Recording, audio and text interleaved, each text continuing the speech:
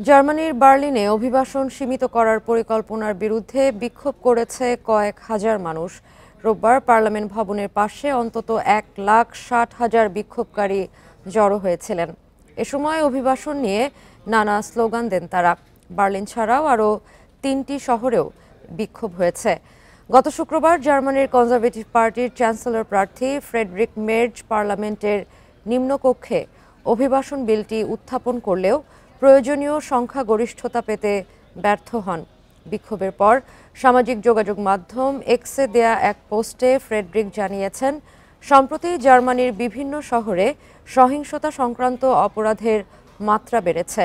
এসব অপরাধে জড়িত মূল অপরাধীরা অভিবাসী হিসেবে জার্মানিতে এসে নাগরিকত্ব বা স্থায়ী বসবাসের অনুমোদন পেয়েছেন। তাই অপরাধের মাত্রা নিয়ন্ত্রণে আনতেই এই বিল উত্থাপন করেছেন বলে সাফাই দিয়েছেন মের্জ।